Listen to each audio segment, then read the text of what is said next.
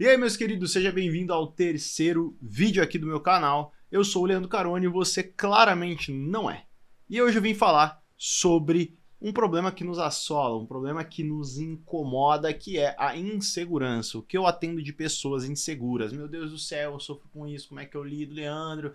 Me ajuda, Leandro, eu sou muito inseguro, eu tenho insegurança no meu trabalho, eu tenho insegurança no meu relacionamento, eu tenho insegurança, como é que faz? Calma, meu querido, vamos falar sobre isso no vídeo de hoje, tá bom? Então fica comigo até o final desse vídeo, assiste, comenta, dá like, compartilha, pelo amor de Deus, me ajuda a fazer este canal surgir, aparecer, emergir como uma fênix para todas as outras pessoas que aqui me acompanham, tá legal? Então seja muito bem-vindo se é a primeira vez que você tá aqui, se não é, também seja bem-vindo, você tá em casa, tá bom? Então vamos lá. Hoje vamos falar sobre isso e antes da gente entrar nesse assunto, eu quero contar uma historinha, contar uma anedota aqui para vocês, para você entrar comigo, que é o seguinte.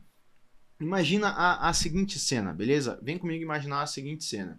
Imagina um homem, tá? Baixo, bem baixo, que sofre ali, não com nanismo, ok? Mas um homem que sofre, que é baixinho, sabe? Poxa, não tem nada na tua aparência que seja agradável aos olhos. Ele não é bonito, ele não tem uma boa barba, o rosto dele assim, não entrega aquele teor de qualidade que nós tantos desejamos, ok?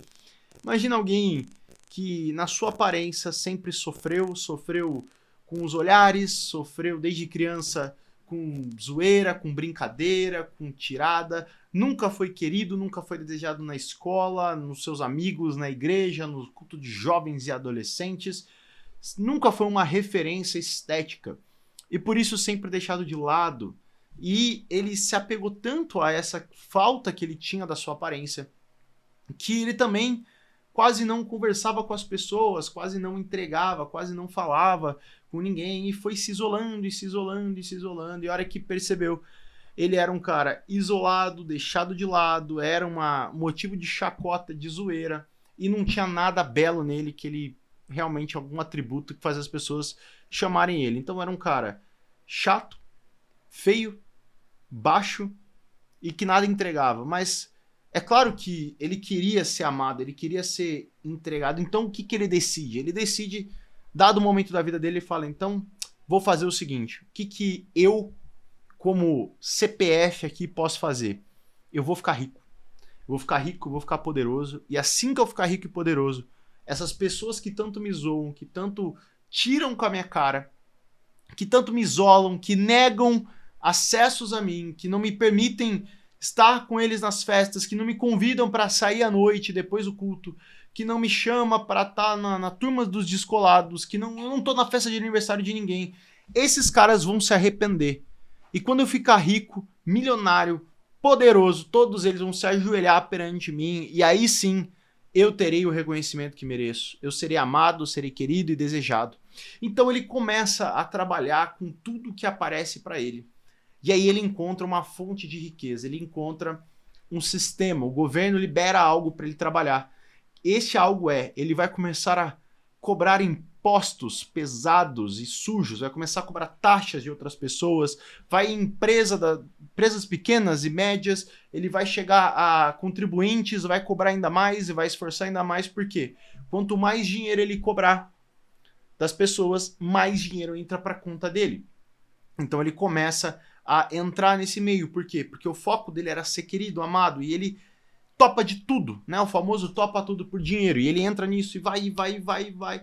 O que acontece? As pessoas começam a odiar ele cada vez mais. Então, no ímpeto, no desejo de ser amado, ele se envolveu para ficar rico e poderoso. Ele se envolveu com aquilo que surtiu o efeito contrário. Então, agora as pessoas odeiam ele cada vez mais. Então aquilo que era uma chacota, as pessoas começam a se irritar com eles, mas ele começa a descontar nessas pessoas a raiva e o ódio que ele tinha do por que vocês não me amam.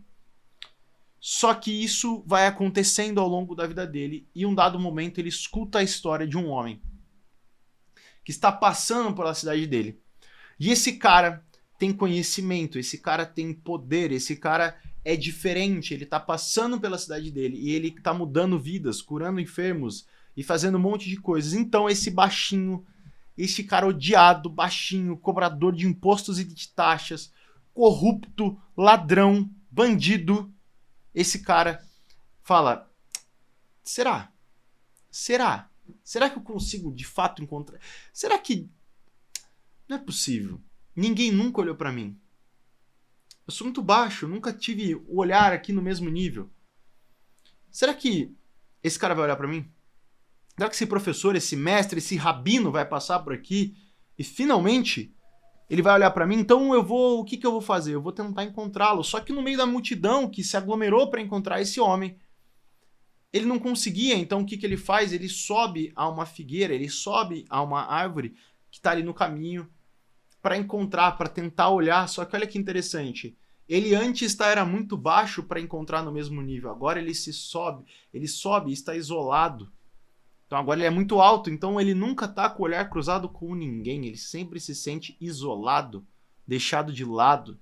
O caminho dele é sempre diferente. Só que aí esse mestre vem,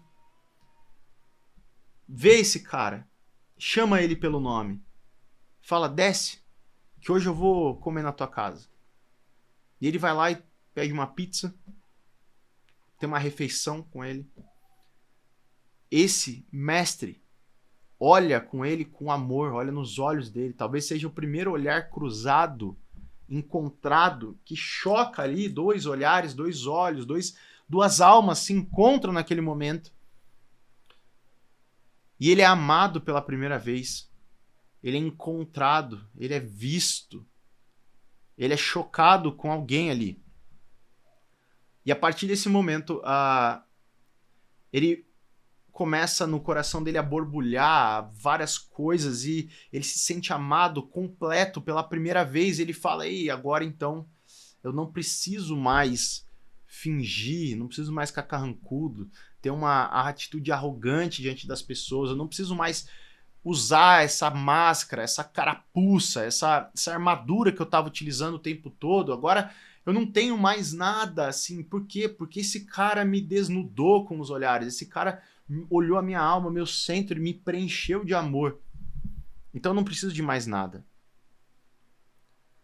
E ali então ele decide devolver 4 vezes mais aquilo que ele roubou, ele começa a viver e ele tem a vida mudada a partir dali. É claro que você já percebeu que eu estou contando de um jeito mais romântico aqui a história de Zaqueu.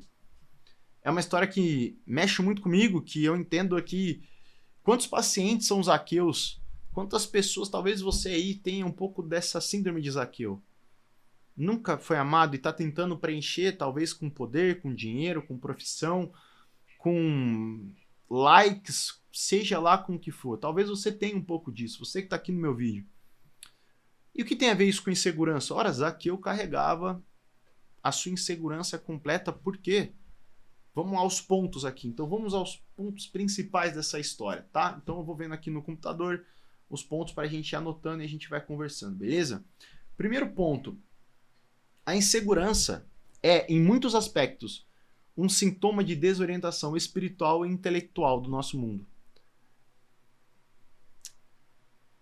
Zaqueu orientava a sua aceitação, orientava o centro do seu ser, as suas capacidades, a sua qualidade, na aceitação alheia e na aceitação própria.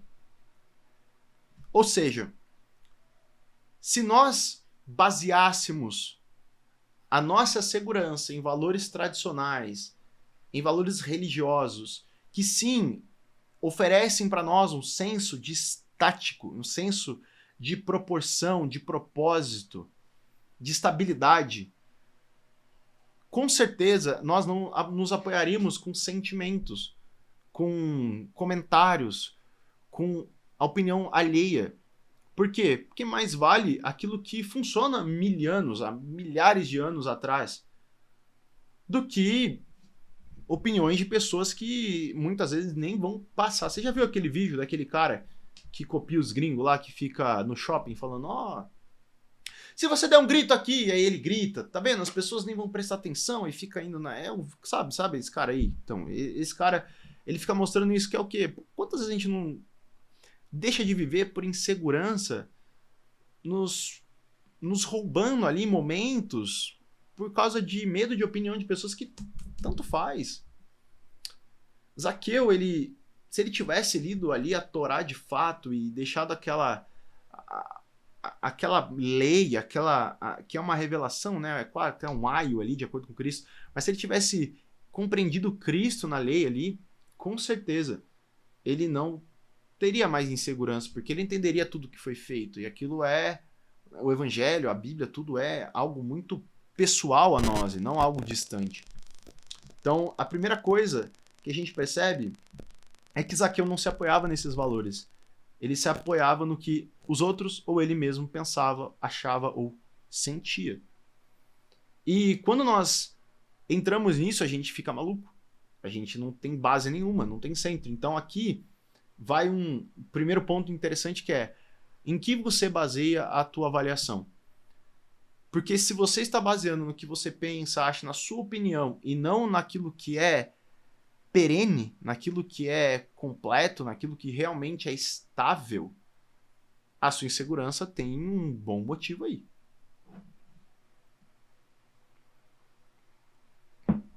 O que nos leva ao ponto 2. Zaqueu, ele tentava descobrir um santo para cobrir outro, né? O cobertor curto, né? A vida é um cobertor curto. Então ele tentava ali, bom, eu vou me encher de riquezas e poder e descobrir ali a parte, bom, então agora todo mundo me odeia por isso, por ser desonesto e tudo mais. Então, o tempo todo, Zaqueu, ele tentava preencher alguns vazios, abrindo outros vazios. E é isso que acontece, na verdade. Em Isaías, o profeta vai falar que as nossas justiças são, a nossa tentativa de justiça são trapos de imundícia. Por quê? Porque por mais que a gente tente se limpar por nós mesmos, pelas nossas capacidades, o que sobra na nossa mão? Panos sujos. Por quê? Porque nós não temos a capacidade de fazer a impureza sumir. Só Jesus que é capaz de tocar num leproso e ele mesmo não ficar leproso e a lepra sumir, simplesmente, não passar para ninguém. Só Deus tem essa capacidade. Então, Zaqueu, ele tentava cobrir a insegurança dele, a inadequação, o isolamento dele com riqueza e poder. E não há nada de errado em querer ser rico e poderoso, nada de errado, desde que pelo propósito correto. Se você quiser compensar um vazio, uma carência, uma falta sua com outras coisas, infelizmente, isso é uma bomba que vai estourar a hora ou outra. É óbvio que a gente tem que ser excelente naquilo que a vida nos limita e nos proporciona, mas a gente tem que fazer isso tendo a segurança de quem nós somos e de quem Deus diz que nós somos. E entender que, ora, se Deus te fez com esse corpo, com essas faltas de curva ou com esse excesso de curvas, é claro que nós temos a responsabilidade de ser bons mordomos daquilo que Deus nos deu. Eu posso emagrecer, engordar, tratar isso com respeito, com amor, mas ao mesmo tempo eu tenho certas limitações. Ora, eu tenho 1,73 de altura, não tem como aumentar 10 centímetros. Não tenho como ter 1,83. Eu sou limitado. E você também tem algumas limitações. Então é claro que aquilo que é da tua responsabilidade, assuma, faça bem feito, mas entenda que as limitações que foram colocadas para você e em você são colocadas com um propósito. Porque Deus não erra. Deus não... Ai, meu Deus, me perdi aqui. Deus te fez com algo que não vai impedir você de cumprir aquilo que você nasceu para cumprir. Então, a verdadeira liberdade, ela vem quando a gente é capaz de nos encarar, de aceitar as nossas limitações, as nossas faltas, as nossas falhas e, de fato, mesmo com tudo isso, decidir agir. Por quê? Porque a gente começa a entender que não é a minha história, não é o meu corpo, não é aquilo que foi me dado, não é aquilo que me aconteceu que me define. Isso não pode me determinar. De jeito nenhum. Isso tem um papel na nossa vida, isso tem um papel limitante muitas vezes. Porém, tudo bem, eu tenho a liberdade ainda de cumprir o meu propósito, de fazer aquilo que eu tenho que fazer. Porque eu não nasci à toa, nem tampouco você, meu querido. Até aqui faz sentido? Se faz, não esquece de deixar o like, de se inscrever, de comentar. Espero que tenha... Tá mexendo com algumas coisas aí. É um jeito mais rápido, mas espero que faça sentido. E terceiro ponto, e aqui o mais importante é, para você superar a insegurança é necessário uma única coisa. ter um encontro marcante com a pessoa de Jesus Cristo.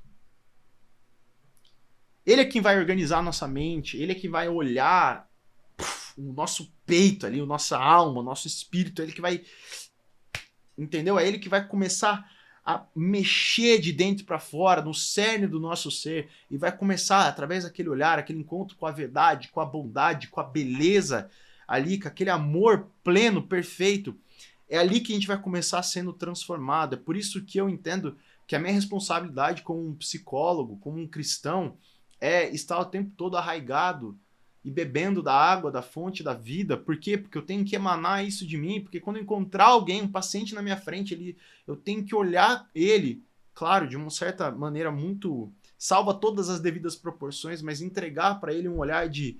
peraí, quem Jesus veria aqui na minha frente?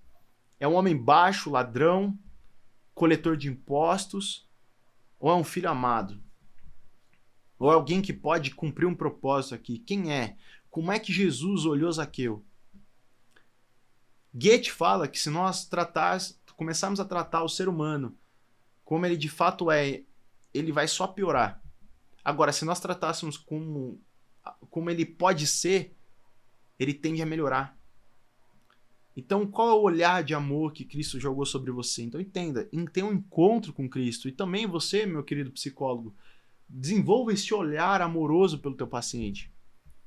Um olhar de alguém que entende que ele é livre, que tem um ser humano ali que pode ser melhor, que pode ser superior, que pode crescer, pode melhorar. Enfim, esse é o segredo. É fundamental também que, através desse encontro, gere em nós uma reflexão profunda, uma reavaliação das nossas crenças, dos nossos hábitos, de tudo aquilo que nós estamos fazendo. Então, olha que interessante, para quê? Para que haja congruência entre aquilo que eu penso, aquilo que eu acredito, aquilo que Deus diz a meu respeito e aquilo que eu faço. Porque se isso está desordenado, isso aí não chega a lugar nenhum. Isso é um dos pilares do método Cedro que eu trato meus pacientes. Gerar essa congruência. Porque se você não tem essa congruência, ou seja, essa integralidade, está tudo desconectado, isso tende a romper. A Bíblia diz que reino dividido não subsiste. Então, meu querido, esse esforço do autoconhecimento e reconexão com as verdades eternas, nós podemos encontrar a base ali da nossa segurança.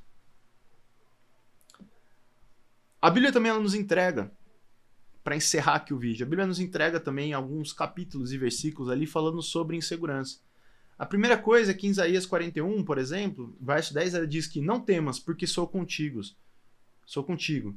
Não te assombres, porque eu sou teu Deus, eu te fortaleço e te ajudo, e te sustento com a destra da minha justiça.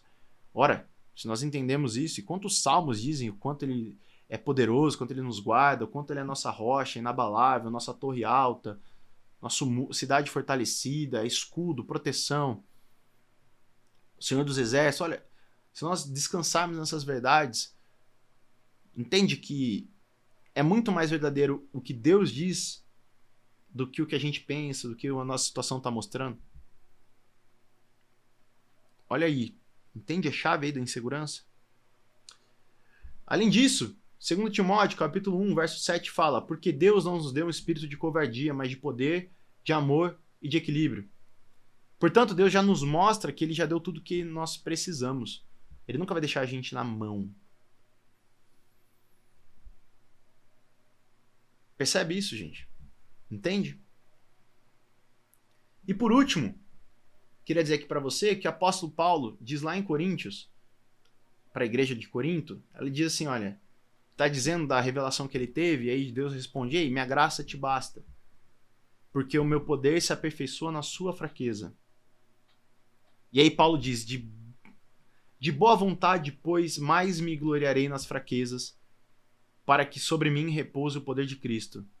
Por isso, sinto poder nas fraquezas, nos insultos, privações, perseguições, angústias, tudo isso por amor a Cristo. Porque quando sou fraco, então é que sou forte. Ou seja, nós todos temos fraquezas, inclusive o próprio apóstolo Paulo. Se nós entendemos que essas fraquezas são como grandes oportunidades de entregarmos isso a Deus e de nos repousarmos nas verdades que Ele tem a nosso respeito, meu querido, pum! você vira uma bomba, você explode, você vai mudar de vida. Entenda, você tem fraqueza, assim como eu também tenho. Posso gravar aqui horas e horas falando das minhas fraquezas e dificuldades, e a gente pode passar um pente fino aqui. Mas eu tenho que entender que essas dificuldades foram colocadas sobre mim com um propósito. O propósito de Cristo revelar a glória dele e o poder dele. Porque através dessas fraquezas é que nós vamos nos bastar na glória de Cristo. E aí sim essa insegurança vai embora. Faz sentido? Então, meu querido, se você ficou até aqui, o final do vídeo, espero que tenha feito sentido. Foi um vídeo diferente. Comenta aqui se você gostou desse estilo, mais contando história, mais falando conceitos bíblicos e menos trazendo ali os elementos científicos e tudo mais, que eu posso trazer aqui para vocês também. Mas eu quis contar essa história e trabalhar desse jeito. Espero que você tenha gostado. Se gostou, deixa o like. Se não gostou, comenta. Volta a outro estilo e tudo mais, não tem problema. Esse foi o terceiro vídeo. Toda quarta-feira tem vídeo novo. E me segue lá nas redes sociais também, @oleandrocarone no TikTok, no Instagram. E basicamente é isso, tá bom? Fiquem com Deus, até mais e a gente volta quarta-feira que vem. Valeu!